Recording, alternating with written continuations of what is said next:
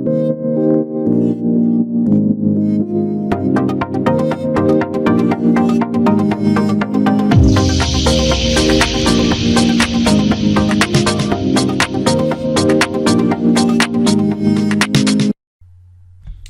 everyone, this is Daniel, the Microsoft MVP, and in this video I'm going to walk you through how you can go ahead and pre-populate PowerApps controls using URL. So basically, in a nutshell, in this video I'm going to show you a Power App, and I'll show you how the different controls such as single line of text, drop-downs, combo boxes, how I can go ahead and pre-populate them using just the URL on the top.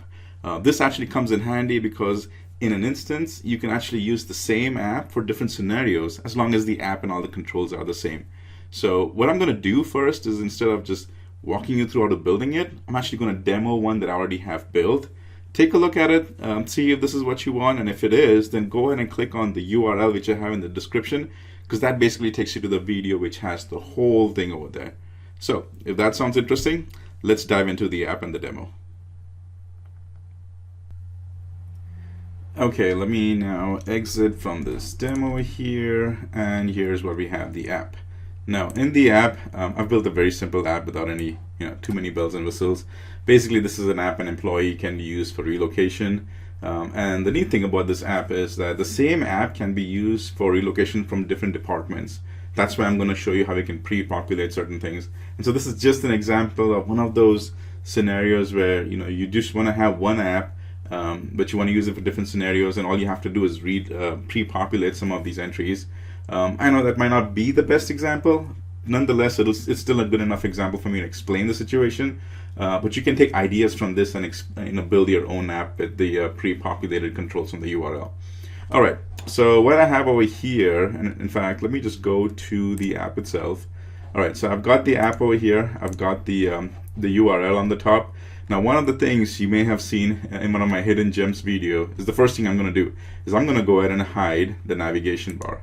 So right here on the top, I'm going to go ahead and put in an and I'm going to say hide nav bar equals true. And when I do that, one of the things you're going to notice is the top ribbon. This ribbon over here is automatically going to disappear. So let me just give a minute for this thing to refresh. And now you saw that the top ribbon disappears. But let's not just stop there. What I want to do is now start populating these single line of text. It's the department and the division.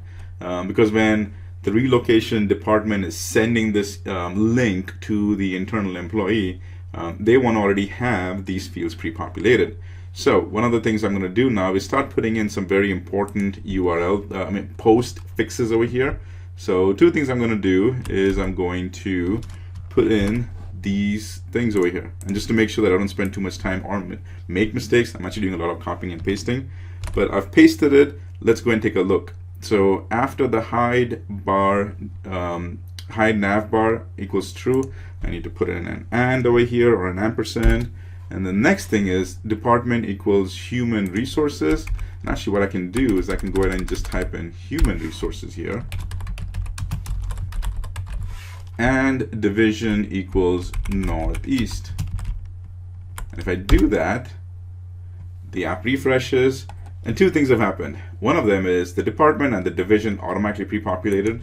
But if you notice, the URL kind of fixed itself too. It went ahead and put in the %20 over here. It also went and put in the %20. So it kind of take care of fixing itself. Sometimes without the %20, you can even add the plus sign over there. So let me go ahead and now put in basically everything else, because by default the family members is number one, the work status and all of that. So I'm going to go ahead and now copy and paste a whole bunch of things, and then you will see how this is working. So did that, family members, northeast. So okay, here I am going to put in and watch a big URL, postfix URL I'm doing, so I'm going to go post it. Let's just make sure, not location, relocation status Florida. I'm going to hit it, enter, refreshing, and see what I've done. Now, I've gone ahead and pre-populated number of family members, because on the top over here, if I go to the right, the number of family members, that I've got it as 5. Work status, I've got it as true. Now, true is because if you remember, these radio controls, they actually work based on, or the toggle one over there, it works on the true and false. So keep that in mind. It's not because, even though I have full time over here, I've put in true over here. Now this over here is a drop down. It's a symbol drop down one. So I did 2 of those, and then single drop down, I was able to get North Carolina. Relocation drop down, I was able to get the Florida over here. Number of beds, that is a choice type radio buttons column, and even that works successfully. Now the additional rooms over here, that's a combo box. Combo box has the option to go ahead and put in the search over there. It was a little tricky over here, but I was able to go and get that working. So now if you see over here for the combo box, which over here was the additional rooms, I was able to go ahead and get that working. I even got the departure and the arrival working, and then the multiple line of text was basically just a simple line of text, so I left that over there. Okay, so now that you've seen how the app works, what I'm going to do is I'm going to actually open up another app and show you. Basically, I'm going to build it for you. So let me take this one over here and keep that aside in case I need to actually use it. And now let's go open up let's go to apps and create a new app. So now that the new app is opening, as you've already guessed, it's going to be a Canvas app. And in the app, what I'm going to do is actually, I'll do the tablet layout. And in the tablet layout, I want to change it from landscape to portrait, because if you notice in the demo app, that's basically what I did. It actually just works really well. Again, that's personal preference, but I was able, that's what I did for, I'm going to use it. So first things first, always go ahead and name the app and save it, because only after that does the auto saving work. So don't forget to do that. I am going to call this as the, let's see, what did I call that one? I'm going to call this as live param test. And I'll tell you in a minute why I'm calling it param. So where's my favorite PowerApps color over here? Let's call this as a demo screen size and orientation, changing it to portrait. We'll keep that 16 by 19 as is. Apply. Saved it. Saving. Okay, now that everything's good. You know what? Okay, so we've got the app, we've got it named, everything live param test. So let me pause over here and tell you why I'm calling it live param test. We'll be using the parameter function basically to get all of this done. That's why I called it as a live param test. The parameter is what gives you the option to add postfix URLs, parameters. You put them over there, and then the app goes ahead and takes all that information and puts it in over here. So there's actually, I can do this 2 different ways. I can go ahead and actually add the parameters there, or I can go ahead and put in the controls. What makes more sense to you is, first let's go and build the app and add some controls over there, and then based on that we can go ahead and start putting in some information. So let me just build a quick and easy app. First thing I'll do is I'll put in, say, label. The first label is, it's going to be department, so I'll just call this as a department label. If you guys know, I'm just a big fan of naming my controls, so I'm going to call this as department label. Let's call this guy as department. Since it is a label, I'm just going to make that as a view only. I don't want it as edit, so that's good. Next thing I'm going to do is go ahead and get in a text one. Text here. That's good. Department. If I can spell that correctly. Did not spell it as well. I missed a T there. Did that. Okay, so this is 2 simple ones, line of text. The next one I had was division. The division actually is almost the same, so I'm going to do a little copy and paste, go really faster over here. But let's name this correctly. Now, in case I may not have zoomed in over here, nothing to be too concerned of. All I'm doing is just renaming it. And so the renamed, this one I'm just calling it as division. There was division label, and then there was division text. and go ahead and put that as division. Employee name, again, same thing, nothing too fancy. Let's copy and paste that. And again, this is just a simple mundane thing. This is not where the real tricks are, but I got to go and build an app to show that to you. That's why I'm putting all this together. So employee name label, employee name text, change that to employee name. Cool. All right, so now the first new control that I'm going to add is that's going to be the drop down, and that is going to be for the number of family members. So let's type that in as number of family members. Let's make this a little bit bigger. That's good. And now is going to be the drop down. So I'm going to go insert. It's going to be the input and drop down. So that's what this one's going to be. So this is going to be family members label. This is family members drop down. And for the drop down, I'm going to make it a little simple one. I'm not pulling the data from everywhere.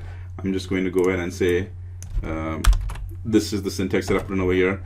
Basically, I'm just giving the options that, hey, if you've got a large family, anywhere, depending on the size of the family, from one member, which is just you yourself, or a large family, I'm giving you enough options over here to drop down. Now, you could go ahead and pull this from the data source. It's completely fine. But for the sake of this demo, I've just gone and put in as one. Next one, work status. So let's go and grab work status. Do that. Label work status. Now the work status is interesting because I'm going to go ahead and get the toggle switch. Work status.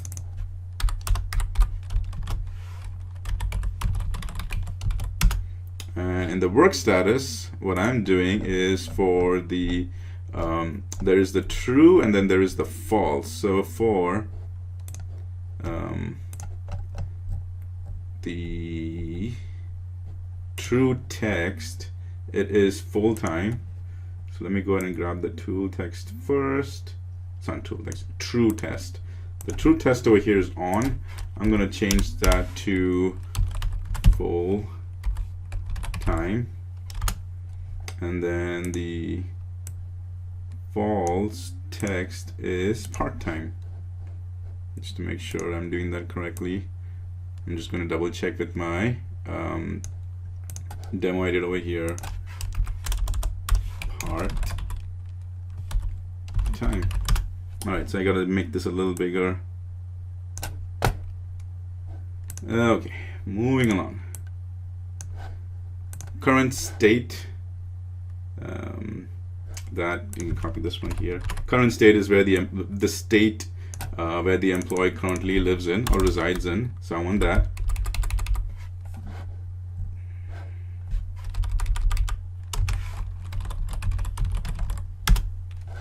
Change that to current state. And for the current state, I'm going to get a drop down over here.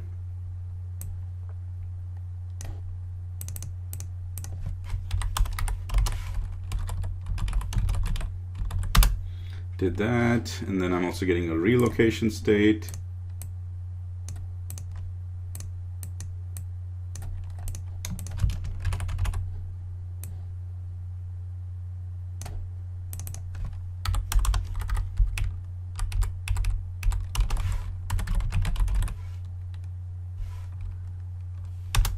That's the label, and then the drop down.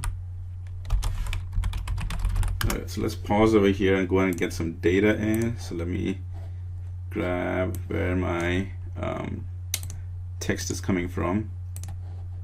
Okay, so I'm going to come into my place where I'm going to insert my data, and I'm actually just getting my data sources, and I'm just getting a static Excel spreadsheet. So I'm going to show all connectors, import from Excel, right? That's the one that I'm going to grab, state.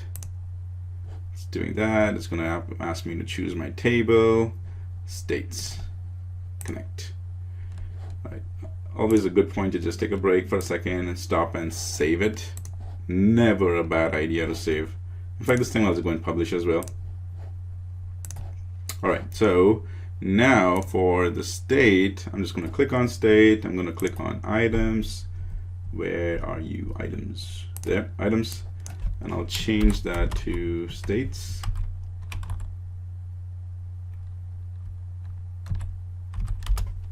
And just to double check, the data is coming through for all the states. Beautiful. All right, and then same thing for the relocation too. I'm getting the exact same source. So, all right, we are making progress. Let's go ahead and keep moving along. What else I got? I got to go ahead and get the number of bedrooms. That's an important thing which the employees need to know, especially on a relocation form. So I'm going to get the number of bedrooms.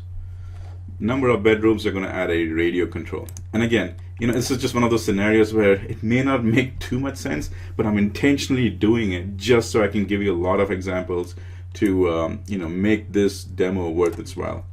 All right. Okay. So one of the things I didn't do is I didn't rename everything correctly. So I did that. Okay. Yeah. Current state, relocation state.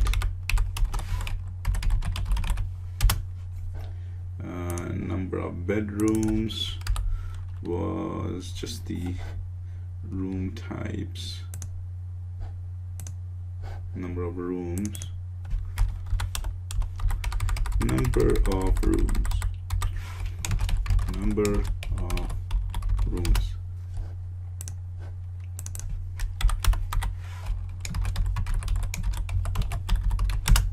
Then, and the number of rooms, I'm going to give more options because if it's a large family, you may need up to 6 bedrooms or more.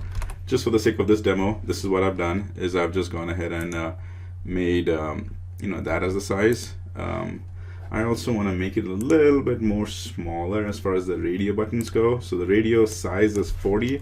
I'm going to change that to 30, and then yeah, that's looking good. Now, additional rooms. I'm going to add another one for additional rooms. Now, additional room here, that is going to be a combo box.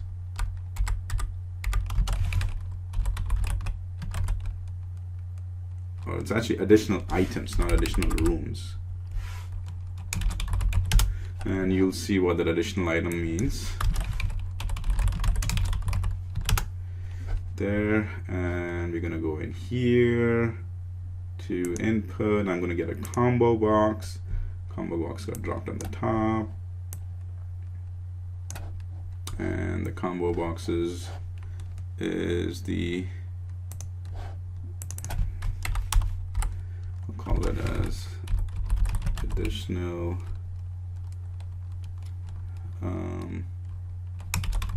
in fact additional, I should call that as room types. Yeah, that makes more sense over here. Now in the room types, I'm putting in this one just basically so I can give the options for the drop down. You can again go ahead and grab this from another you know, data source like that Excel spreadsheet, but for the sake of this example, that's what I'm doing. Okay, we're almost to the end for putting in all the controls. I'm going to now get this here and also go and get us a date picker. Really important ones over here.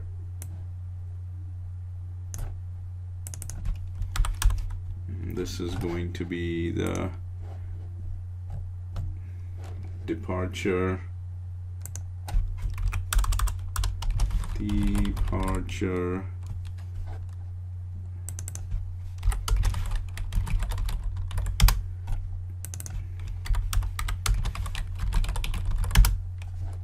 and I'll just copy and paste this. Go ahead and get that down.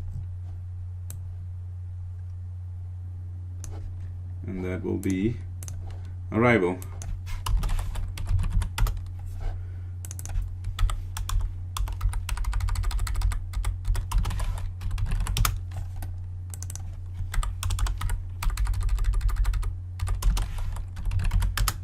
Okay, and then finally, let's go ahead and put in the big text for comments.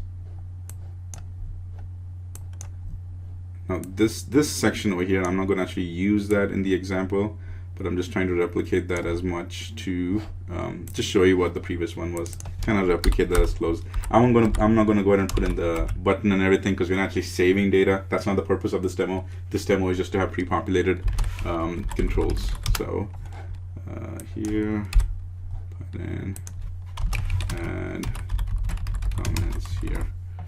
Okay, so now it's looking a lot like the demo app. If we go ahead and save it and publish it, I should see my new one over here. That's the one that we just built right here. So that's the one. In fact, you can see it's built 56 seconds ago. Couple of tidbits I'm going to throw out over here is it's always a good idea to put in a version in the app. Let's put one over here, because what it's going to tell you is which version of your app is. And let me explain that. Sometimes when you're done, building an app and saving it, and when you build the app, save it, publish it, and when you go to actually take a look at it, it may not be the same app that you're seeing, and that can be confusing sometimes because the changes that you made are so subtle that when you go and test it in the app, you don't really know. So in order for you to really know, was this the old app or is this the new one with the changes, you want to go ahead and apply the version number over there and change the version number. If it is a big one, for example, I've put in as 1.0. If it is a big change, then actually change that to 2.0. If it's just a minor change, then change it to 1.1 or 1.2. Just a simple example over there. You do what makes sense to you, but something like that, it really helps to identify if it's the new app or not. All right, that was just a slide tidbit, and so I digressed a little bit, but let's come back to the actual purpose of this app. I'm going to go ahead and publish that. So now we come back over here, do the live param testing. In fact, this one I'm going to go ahead and close, and the app is loading. And so now a couple of interesting things are going to happen. First of all, the app loaded correctly. And it should show us the full app in just a second. Yep, there's the full app, and that's basically what it is. Very similar to the demo that I showed. So first things first, the hiding of the top one, we can already do that. So I'll just go here and I'll type on, when I say top one, hiding this top ribbon, we can already do that. So that's an easy one. Let's hide nav bar equals true, and now you see the top ribbon basically disappeared. So that was the easy part. Now what I'm going to do is I'm going to start using that param function, and in the param function I am going to pre-populate some of these. Now just to focus a little bit, let me talk to you a little bit about the param function. Is in the param, which basically stands for parameter, what you have to do is provide that parameter name. So for example, just to make it easy, the parameter for the department, I'm just going to call it department, because now in the URL on the top, I'm going to say department equals, and then whatever is the parameter that you want to add. To make it a lot easier and actually make it a lot effective, I'm going to take that parameter and apply it to a global variable using the set function. And then I'll apply that variable to each of these controls over there. The reason I do this is so that I can take all those parameters in one shot, in one call, apply it to all the global variables directly on the onStart. That means there's just one call made to the URL, gets all the information, puts it in the variable all at once, and that really speeds up the performance of the app. So you might have seen, even in the instructions of how to use this, basically in the docs over there in the Maker app doc section, there is one instruction just to go ahead and apply the parameter. You might see other blogs to actually go ahead and apply the parameters straight to this one. Each of the controls, my recommendation is to go ahead and get all those parameters at once, put it in the variable or the global variable, and you do that right at the app at the onStart. So that's one call you're making, and that one call will speed up the performance of the app. Make sense? All right, let me show it to you, and then it'll actually make more sense. So on start over here, I'm going to start putting in some of the parameters. So the first thing, let's hit the easy ones. I'm going to do the set. I'm going to call it department variable That way I know that it is a variable of the type department. And now we use the param over here. That's a function or an expression over here. And then you got to tell what is the parameter name. So the parameter name under 2 double quotes is, again, department. Just makes it very simple. And there you go. It's as easy as that. So let's just do this one just so that you get an idea of it. So I'm going to now in the department over here, I am going to now go to the default, and in the default, I'm going to apply in the department variable. All right. And now here's a good time for me to put this over here, version 1.1, because I know I made a change. All right. You're going to see the importance of this right now. I'm going to hit publish. Now I go over here, I refresh it. Now watch what happens, because the change we made in the app is so kind of almost subtle that you really never know that it took effect. But until and unless you see the new version number over here, you never really know if the app actually updated. But remember, I went ahead and put in the new, I updated the version to version 1.1. That's the version that I'm seeing the preview or the demo over here. So now I know that this app has been updated. All right, so let me now show you how it works. So now I said, basically every time you add more parameters, you've got to keep adding the and or the ampersand. So now it's the new ampersand. And what was the parameter you had before? The parameter, don't forget that, don't confuse that with the set variable one, which was department variable. The actual parameter was just department. So that's what I'm going to type in, department. And in the example that I did before, I just said human resources.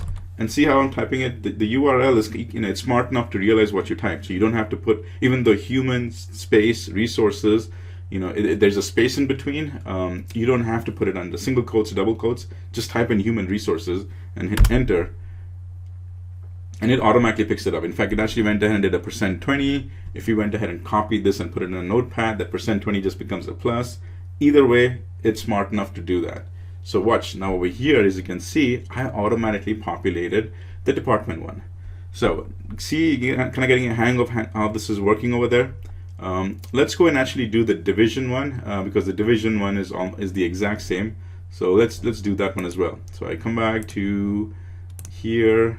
First thing I'm going to do is on the app, on start for the app, I'm going to do another global variable, and I'm calling it as division variable param, and double quotes here, division.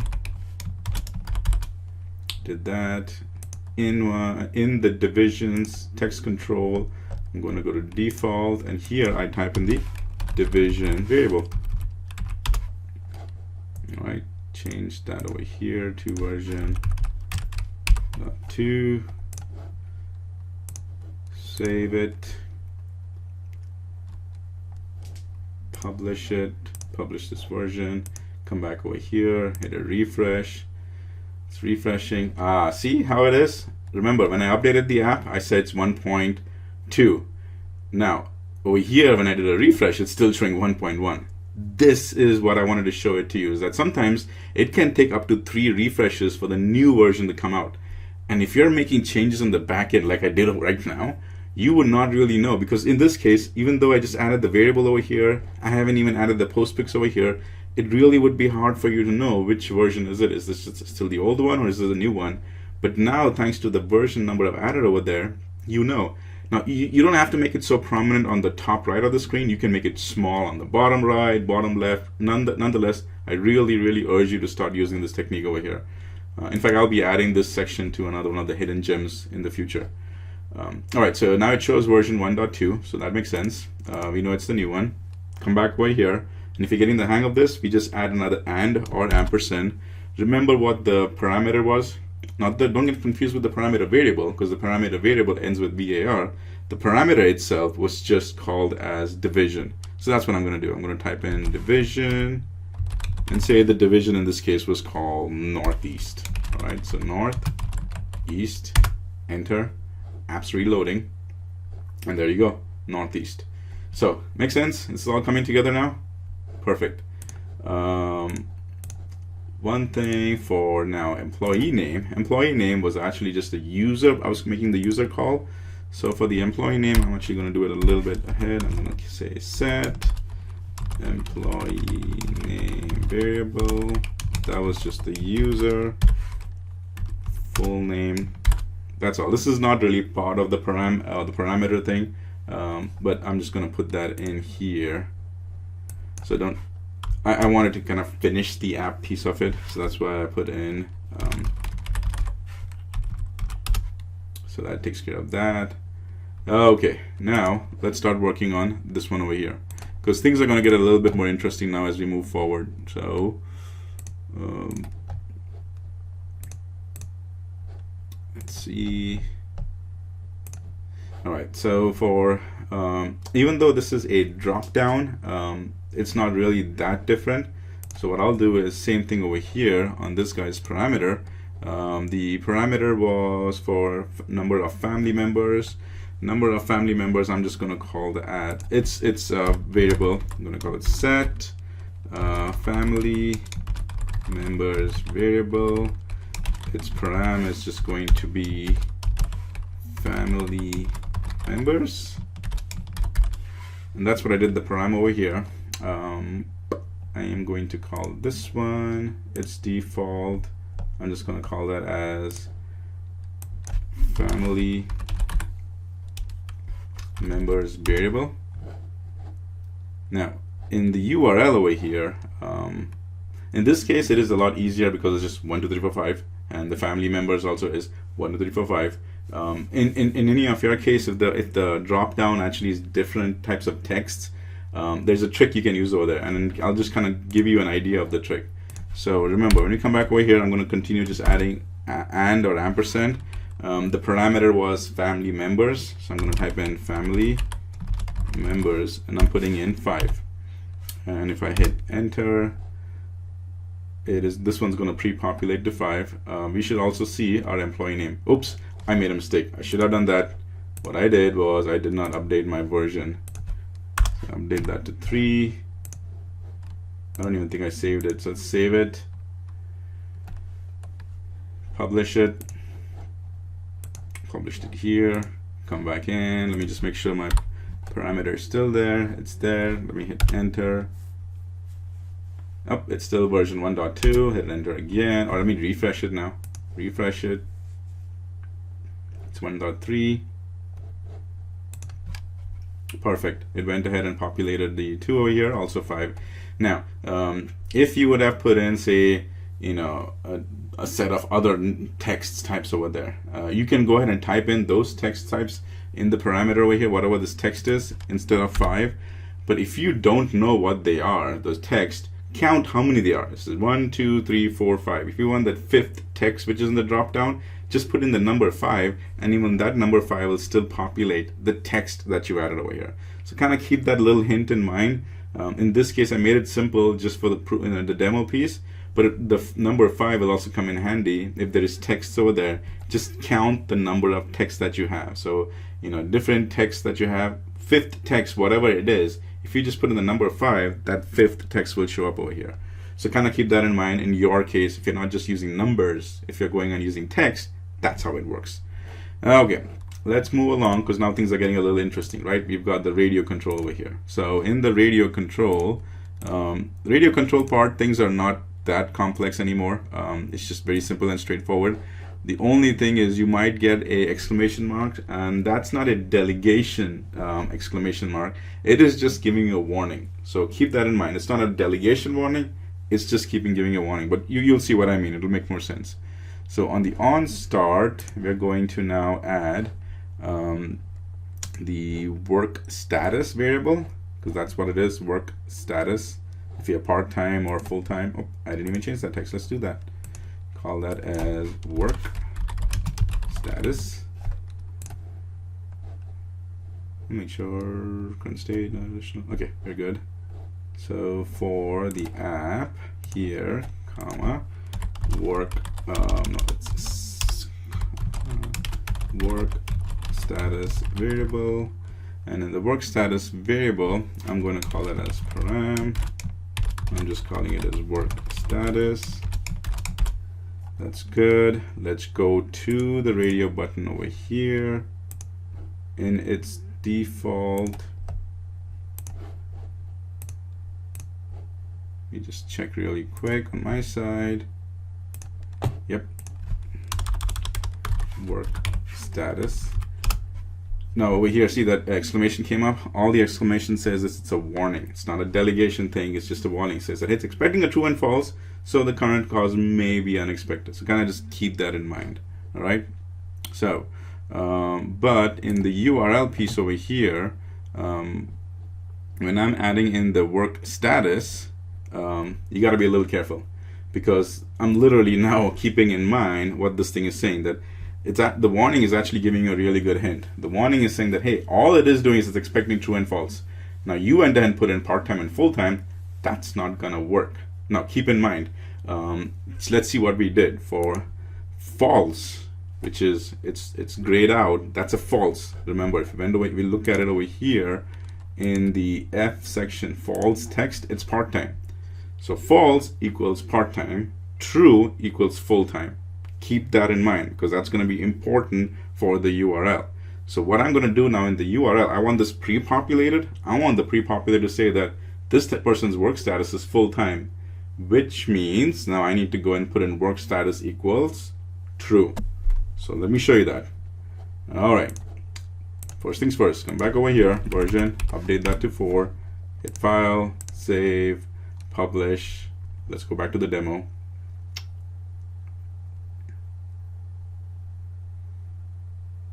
Saving, publish,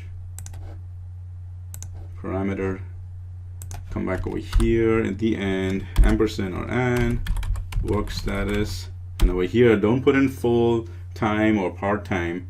I want it as full time. Full time was actually true, so I'm going to do that, true. And it doesn't have to be uppercase T, you can just put in true, hit enter.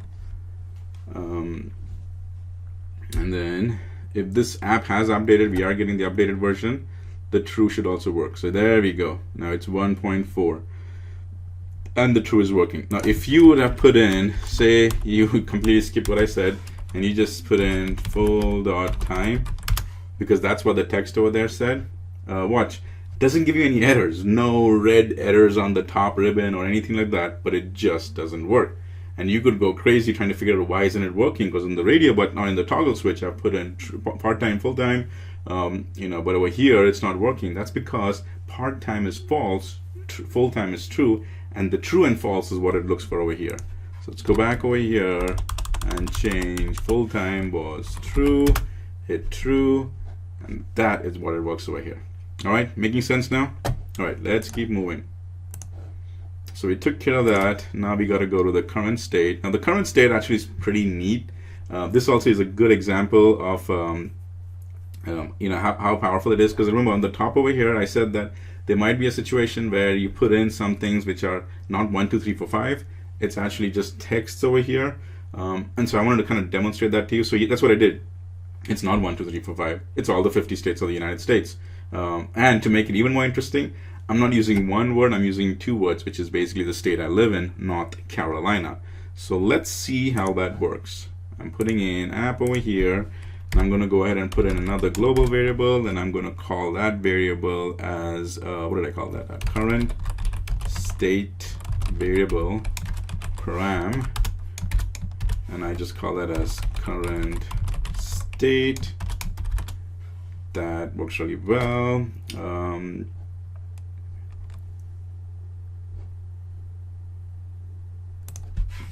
Thought I saw one over here, squiggly line. All right, that went away. Here in its default, I'm going to put that as current state variable. That's good. Change that to version 1.5. Save it. Publish. Let's come back over here. Let's first let's refresh it just to make sure that's the refreshed app, because it still right now shows 1.4. Refresh it again. 1.5. Okay, so we got the refreshed app. Now let's go back over here and we call that as the current state. But first I got to put in the ampersand, current state equals, and watch what I type. I just type in North Carolina. Now, two things.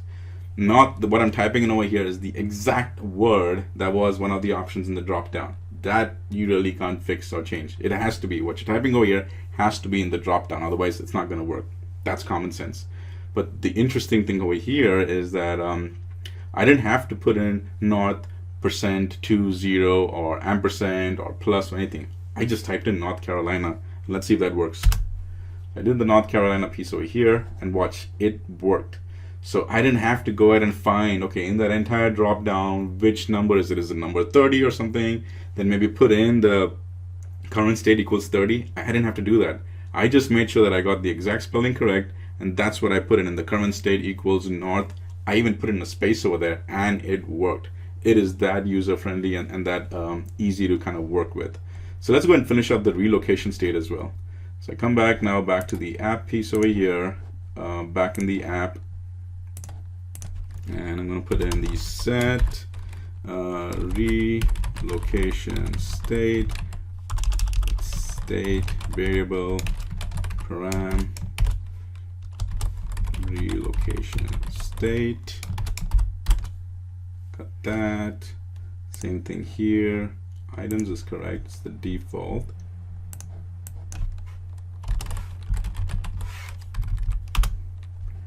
Perfect. Did that. File, save. And for this one, I know you could have hit that test or the preview on the top right, the play button, and test it over there. For this scenario, it's actually best to save, publish it, and actually go run the app. That's why it becomes a little bit more easier to work with for this type of testing. So let me hit refresh here just to make sure I've got the updated app. Usually it doesn't work the first time. Gotta hit that refresh again. We got 1.6. Now let's go ahead and say I am going to refresh now to say Florida, and that was or ampersand relocation state equals Florida. Did not come up. What did I do? Because see, I'm gonna say I did this as a test even though it was one more typo over here. But hey, it served its purpose. Remember, I just told you about the current state, that North Carolina, that word has to be in the drop down. I mean, that's a gimme. Same thing over here. I accidentally had a typo of Y over there, and because Florida is not in the relocation drop down, it didn't work. So let me fix that spelling. I take off the Y, hit enter, and now it works. So some of the things, you've got to do it correctly. You have to put the spelling which was in the drop down for the relocation state. You've got to put that spelling over there, otherwise it just won't work. So a couple of these things, you just got to put it in right. Okay. All right. So let's finish off the number of beds, number of bedrooms piece over here. And for that, again, it's the same process for this one. Number of bedrooms. For the number of bedrooms, I just put in as back over here on the top, comma, set number of bedrooms variable param number of bedrooms. Did that parameter here. Radio size, now go to default. Number of bedrooms variable. Just kind of keep that in mind, because right now I'm kind of going a little faster, but you need to kind of understand the logic that the default for the radio button is the variable. The URL is the parameter. That's why you always see that in the default of the controls, pretty much everything ends with VAR, variable, which in this case was number of bedrooms, VAR. The parameter doesn't have the variable, it's the actual parameter. So it's always number of bedrooms, not ending with VAR. So it almost looks the same, and I kind of keep it the same so it's easier for me to understand that, hey, I'm in the defaults for the control, it ends with VAR. But then when I put in the parameter, just take off the VAR and it's the same text over there. But keep that in mind, because when you start going fast over here and start working on this, you might accidentally make these mistakes and switch them. This is when you need to understand that, nope, any text which ends with VAR is the global variable. that only needs to be in the default of the control. Anything which minus the variable is the parameter, and that needs to go in the URL. So come back over here, update that to version 7, save, publish.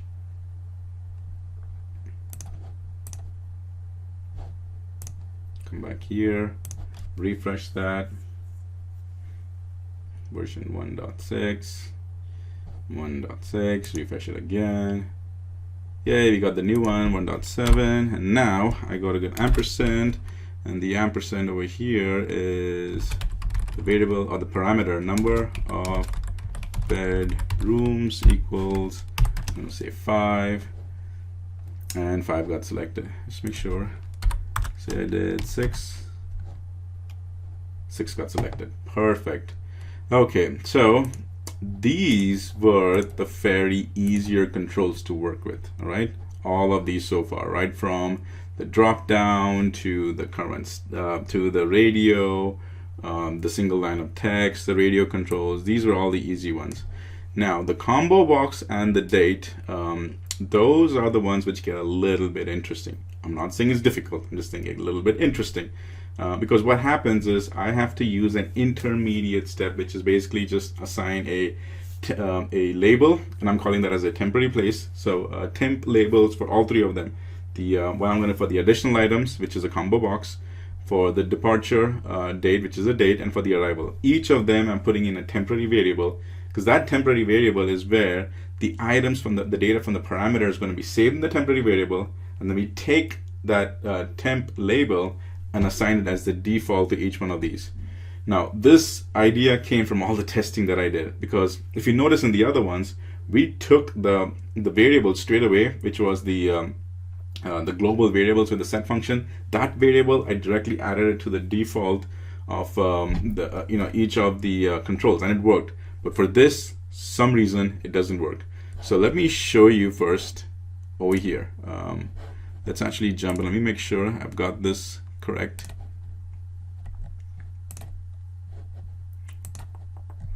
Default. Perfect. And for okay, so let me actually show you as an example. So over here in the room combo types over here, I go into not default, but it's the default selected items. Now, if I actually say typed in the control itself, and the control was what was my control? I call that as the additional rooms or additional items. Let's call it additional rooms. Set additional rooms variable param. Call it as additional rooms. Did that, and then here when I take that parameter, I come over here, and even if I try it on each of these places, I call it additional rooms, right off the bat, it doesn't like it. This has been a pretty norm in combo box. Sometimes it's kind of a little interesting to go ahead and put defaults over there. So I try a couple of things, right? I don't give up easily. I hit the dot over here, or the period, and see it doesn't need anything else. Again, it says invalid use of that. Tried to change it to text. Still didn't like it. Maybe it needs a value instead, a digital one. Still didn't like it. All right, so then after that, it is going ahead and taking it, but it's not going to give you actually the data won't work. So what I did was, actually take that back. It says expected record value. So let's just get off this. Many a times in the combo box, it's not the default which works, it's the default selected items. So let's do the same thing over there. In the default selected items, additional rooms variable. Same thing, it's causing the same errors over there. Put in the dot, nothing works. Change it to text, that didn't work. Changed it to value, that didn't work. So basically what I had to do was I had to come across a different way to make this work. So I came up with a very interesting one, which I actually talked about it in one of my hidden gems one, is to be able to see a live data from the combo box, whatever you selected, changes it as a single line of text. If you kind of remember that in my hidden gems, I put the link in the description. Basically, I put the link of all the hidden gems one, because it's just a good thing to revisit all of those. but I had specifically covered this issue in the hidden gems video over here. But I'll show you once again how I covered it. So in the hidden gem section over here, first things I'm doing is I'm going to type in using the filter function. So watch this, filter, and in the filter I am typing in the same items, all the items that I have. I'm going to copy that in and go back to the default selected and the base in here, and then I am going to say comma, and here's the value. I love how the IntelliSense helps you. Got that, and I'm going to type that in as the, oh, you know what, I missed a step. Let me go and grab a text over here, label,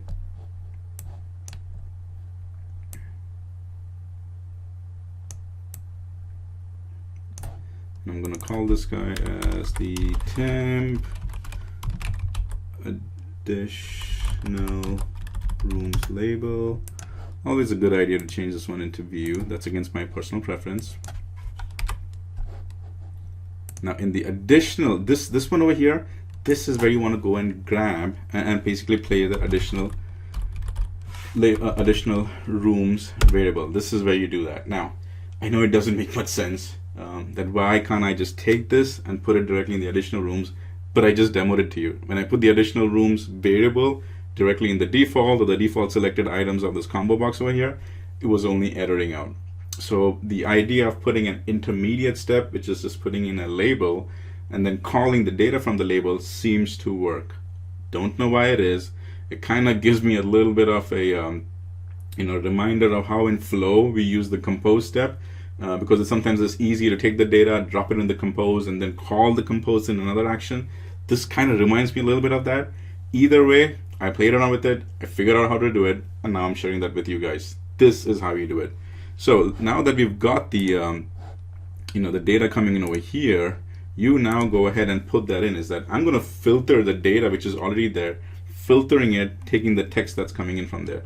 So let me do the temp additional room dot text, close that, and now let's test it. So obviously I'm going to call this one as version 8, save, publish,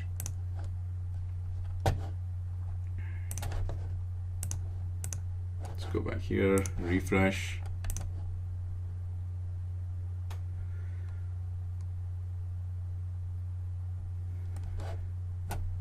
refresh. One of the things I need to do is, what were the options that I did over here? I had additional rooms, I had dining, loft, attic, basement. Okay, so we've got those ones because that's all right. We got version 8. Cool. Come back over here, add additional rooms equals basement. There you go. Basement shows up. It works really well. I really like that because it took a little bit of playing and tweaking and figuring it out, but this technique works. Now once this works, all you got to do is go ahead and hide this guy, that label over there. Don't delete him because you need it. Just go ahead and hide him, and then it will still work. But this is basically the only way that it seems to work, so kind of keep that in mind. All right, the same thing actually for the departure and the arrival too. So let's kind of hit those, both of them at the same time. For say the departure, I gotta go ahead and get the text over here, temporary label. So I'm gonna rename that to temp. I'm gonna call that one as temp departure here. In fact, I can do Control-C, Control-V, grab that one, and drop him straight over here.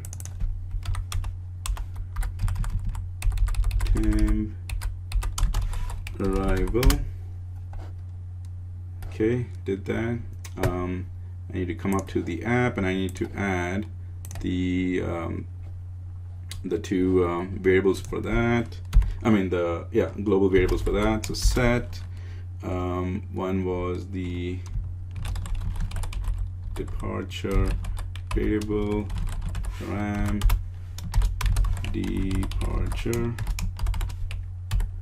departure, and then set arrival variable param arrival.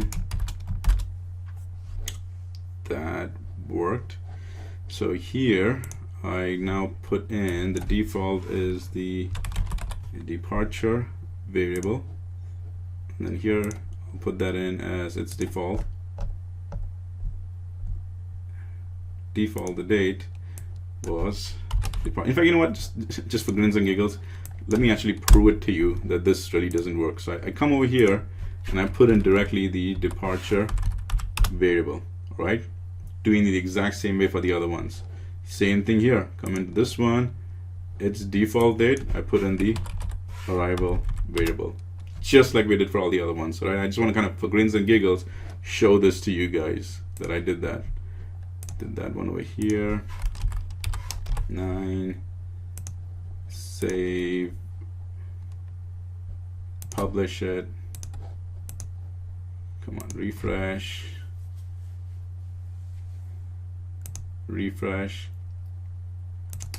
Refreshing again. Hey, version 9, cool. So let's put now in the end, and what I'm going to say is, say the departure date equals, and I'm going to say I'm departing, say tomorrow, so it's October 21st, 2019. Hit enter. Doesn't work. See, by default it's grayed out over here. Just to make sure, let's make sure I'm putting it correct.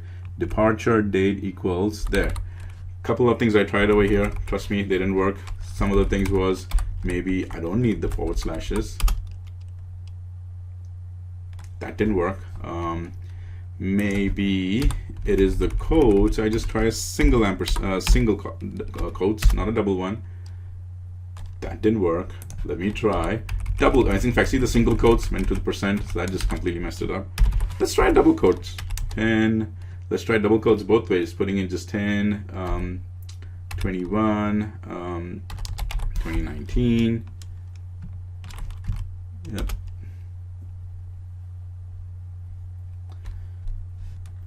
That's not working. Let's try this way, but with now with the forward slash, and it's still not working. So I just want to prove it to you that this is basically why it doesn't work. So what I'm going to do now is actually I'm going to stop over here, come back to the app itself, and I'm going to make that change where I am taking in that data, the text which is coming in from the parameter, and I'm saving it into the global variable. I'm taking that global variable and putting it over here, departure variable. See, the departure variable is stored in the temp departure label, and here I go ahead and put in the departure variable excuse me, its default date. I type in the temporary departure label dot text. Same thing I'm going to do here for the arrival. I'm going to the arrival variable, the temp arrival label. You do that. Its guy is the temp arrival label dot text. And now let's see. Change that now to 2. Excuse me. Publish. Refresh. Refresh. Oh, see, let's try it again. Refresh. Wow, 4 times now. Still at version 1.9. Yeah, we had 2. But now let's try this. So the departure, I'm just going to make it simple and easy. Okay, what happened? Oh, the departure, for some reason I'm getting it as human resources? How did that happen? Departure date. Oh, wait, did I put in? Silly me. Sometimes it's department, not departure. Departure. It's departure variable. Just make sure I did that correctly over here. Arrival variable.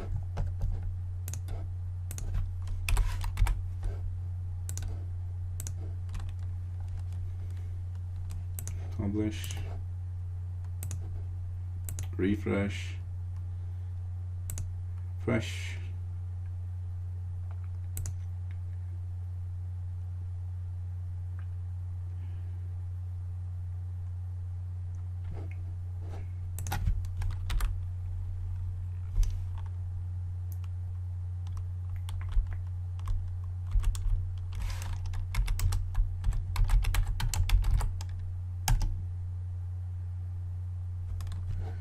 Okay, some reason that's not working. All right, this is a good opportunity to troubleshoot because we know it worked since I already tested it.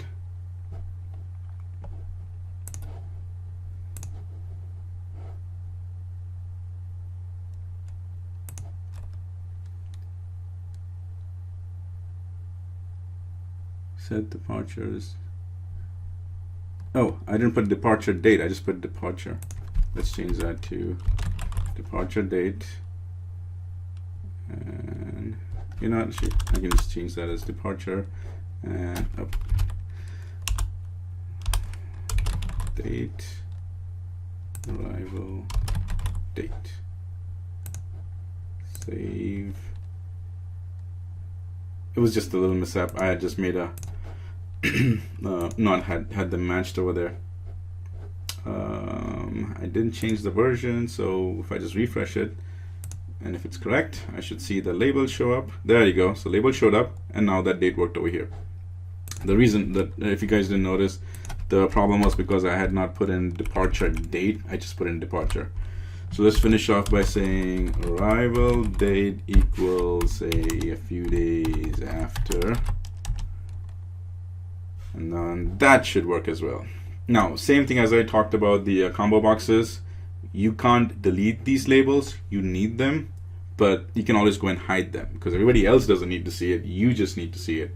But the key thing is over here, specifically for these things, the combo boxes and the one for the combo box and the two for the date ones over there, these three controls, I had to use that intermediate step of labels, and I proved it to you because I just directly took the variable, assigned it to the default of the date, and it just wouldn't work. Same thing happened for the combo boxes too, assigned it, and it just didn't work. So that intermediate step of label seems to fix the problem over there. But anyway, all in all, if you see what you've done over here, now I've successfully showed you how you can add defaults all based on this URL.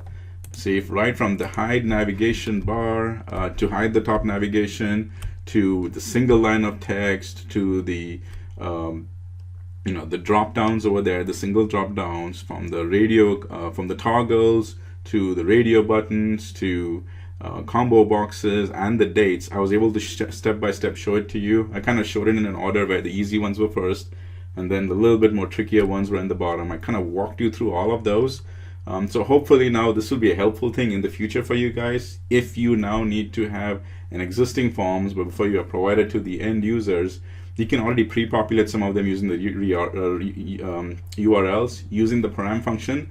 But I kind of showed you an easier way, which is assign the value of the param function directly to a global variable using the set function. Do it on the app's on start, so it's just one call. That way your app will perform faster, and then afterwards it's already pre-populated, and then you can go and save it with just the patch function or whatever, and it'll just do the job. So hopefully this was helpful, and as always, keep power apping. Thanks.